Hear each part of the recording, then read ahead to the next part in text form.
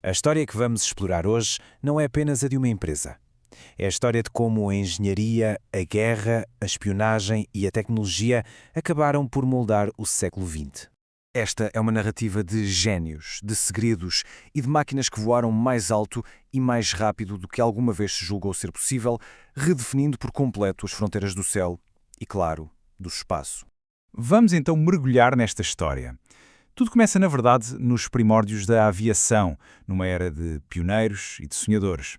Mas foi o fogo do conflito global que verdadeiramente forjou o destino desta empresa. O mundo precisava de velocidade, de altitude, de inovação, e a Lockheed respondeu à chamada. Bem, a empresa original de Alan Lockheed teve os seus altos e baixos, claro, mas foi a segunda encarnação, já com o famoso avião Vega, que começou a deixar a sua marca. Só que a Grande Depressão quase deitou tudo a perder. O ponto de viragem crucial acontece em 1932, quando o empresário, Robert Gross, compra a empresa falida por apenas $40 mil. Para termos uma ideia, hoje em dia isso seria o equivalente a uns $800 mil, uma autêntica pechincha histórica. E foi a partir daí que a Lockheed moderna começou a tomar forma, preparando-se, ainda sem saber, para a enorme tempestade que se avizinhava. A Segunda Guerra Mundial transformou a Lockheed e deu origem a um nome que se tornaria lendário na engenharia. A Skunk Works era uma divisão secreta que, basicamente, operava segundo as suas próprias regras, liderada por um gênio sem igual. E no centro de tudo isto está esta figura, Kelly Johnson. Ele é considerado um dos maiores engenheiros aeronáuticos da história. Johnson era conhecido pela sua genialidade intuitiva, sabem, capaz de resolver problemas de física complexos de cabeça e por ter uma personalidade dura, intransigente. Ele não desenhava apenas aviões, ele sentia-os. E esta citação dele ilustra na perfeição a sua filosofia.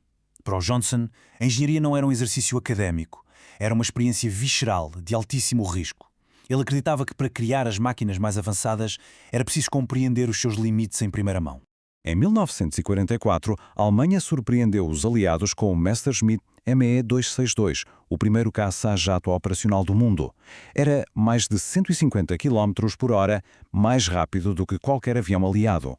A resposta dos Estados Unidos tinha de ser imediata. A missão foi entregue a Kelly Johnson. Ele junta uma equipa de elite numa tenda de circo alugada ao lado de uma fábrica de plásticos com um cheiro horrível. E foi daí que veio o nome Skunk Works.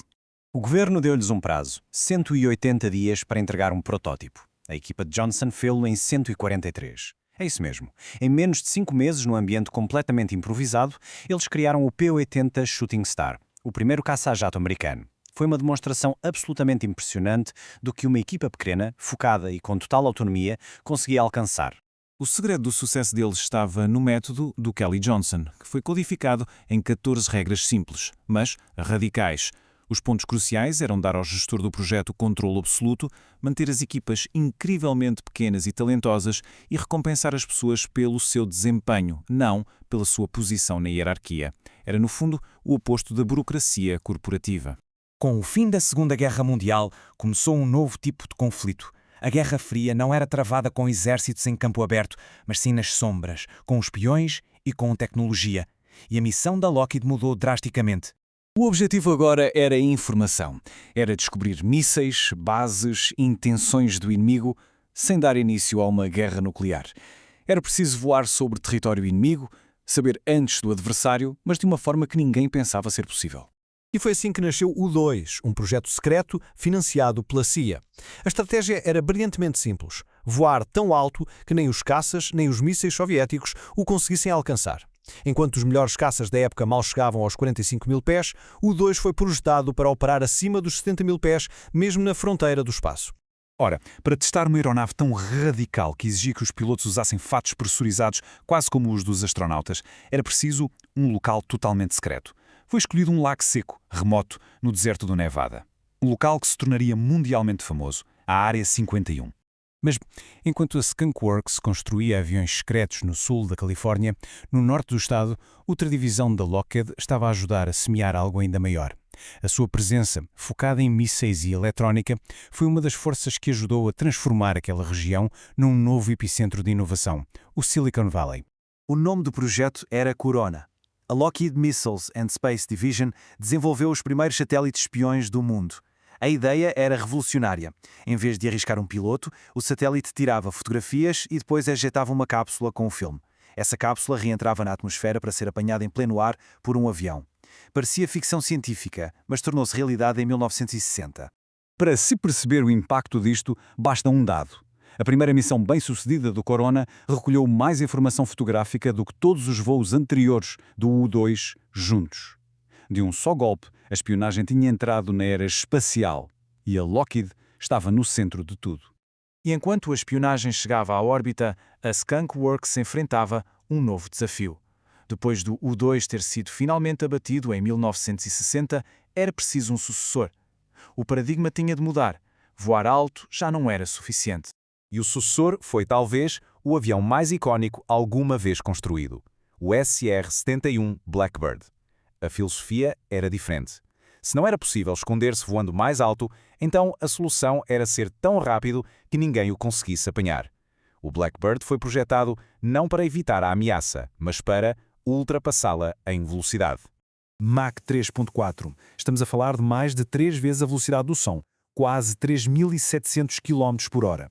Até hoje continua a ser o recorde oficial de velocidade para um avião a jato tripulado. Era tão rápido que, se um míssil fosse disparado contra ele, o procedimento era simplesmente acelerar e deixá-lo para trás. Isto não foi só um avanço, foi um salto quântico na engenharia. O avião era uma criatura de titânio, construído para sobreviver ao calor extremo da fricção do ar. Voava tão alto que navegava guiado pelas estrelas, como se fosse uma nave espacial. Em mais de 30 anos de serviço, apesar de centenas de tentativas, nenhum SR-71 foi alguma vez derrubado por fogo inimigo. Uma lenda inalcançável. Mas mesmo a velocidade tinha os seus limites. E a Skunk Works antecipou a próxima fronteira. E se, em vez de ser mais rápido ou voar mais alto, um avião pudesse ser simplesmente invisível? Invisível ao radar. Esta ideia deu origem ao F-107 Nighthawk e à tecnologia stealth que usava formas angulares bizarras para desviar as ondas de radar, tornando o avião praticamente indetetável. Todas estas inovações da Guerra Fria posicionaram a empresa de uma forma única. Com o fim do conflito, a Lockheed não desapareceu. Pelo contrário, consolidou o seu poder para se tornar o colosso da defesa que conhecemos hoje. A tecnologia stealth do F-117 redefiniu as regras do combate aéreo. Depois, em 1995, uma fusão histórica com a Martin Marietta criou a Lockheed Martin. Esta união não só consolidou o seu domínio na aviação, como a transformou num gigante ainda mais diversificado, com uma presença fortíssima em mísseis, espaço e sistemas eletrónicos. E já no século XXI, a empresa liderou o desenvolvimento do F-35, o programa de armamento mais caro da história. E isto leva-nos à questão final. A história da Lockheed Martin é um testemunho do poder da inovação sob pressão extrema. Criou tecnologia que nos levou à fronteira do espaço, ajudou a moldar o Silicon Valley e definiu o poder aéreo durante quase um século. Mas, ao mesmo tempo, representa a imensa escala do complexo militar e industrial. O seu legado é, portanto, uma dualidade: a busca incessante pela vanguarda tecnológica e, claro, o exercício de um poder inigualável. Uma herança complexa, forjada no céu e nas sombras do século XX.